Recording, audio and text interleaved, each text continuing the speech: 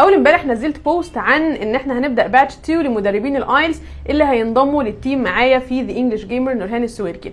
والحمد لله يعني لقيت مردود من الناس فظيع، لقيت يمكن اكتر من 100 رساله او ما اعرفش كام بالظبط، ما حسبتش، ولكن تقريبا اكتر من 100 او 100 وحاجه بيسالونا عن ازاي ننضم وايه شروط ان انا اكون مدرب ايلتس وازاي اخد كورس هاو تو تيتش ايلتس والكلام ده كله. فحبيت ان انا اطلع كده فيديو سريع اوضح للناس بعض النقط علشان يبقوا فاهمين.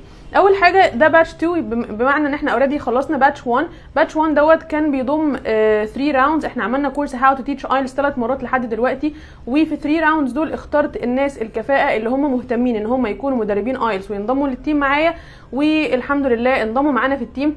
وبالفعل في ناس اوريدي شغالين معانا دلوقتي، وفي ناس الطلبه اللي معاهم خلصوا، وكمان في طلبه جابوا سكورز اعلى من اللي كانت مطلوبه منهم، فالحمد لله.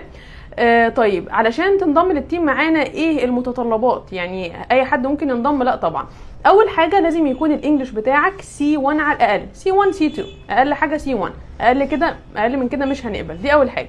تاني حاجه لازم يكون معاك كورس ايلتس، اخدت اوريدي ايلتس بريبريشن، دخلت الامتحان او ما دخلتش الامتحان دي هنتكلم فيها مع بعض وهنشوف مدى فهمك وخبرتك بالامتحان نفسه، لكن لازم تكون اخدت ايلتس بريبريشن وتكون فاهم كل التيبس اند تريكس اللي موجوده في التست نفسه. خدت الكورس مع حد تاني بره ما عنديش مشكله، ما خدتوش ممكن تاخده معايا، او لو اوريدي خدته معايا فخلاص احنا كده عدينا ستيب 1.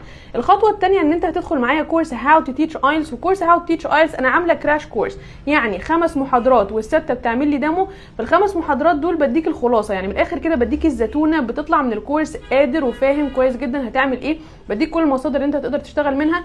لو لقيت ان انت حد كويس جدا فعلا واللغه كويسه وادائي في السيشنز او في الديموز كويس جدا، هتقدر ان انت تنضم للتيم معانا، وتقدر ان انت تدخل التريننج، وهتبتدي ان انت تقدم لي بقيه الديموز. لو مثلا قدمت سبيكينج يبقى فاضل لك رايتنج وريدنج وليسننج وهكذا. بعدها بتبتدي شغل على طول. الحمد لله احنا شغال معانا مدربين دلوقتي ومعاهم طلبه شغالين برضو والحمد لله. يمكن احنا بدانا الموضوع ده من 2 أو 3 والحمد لله محقق نجاح باهر.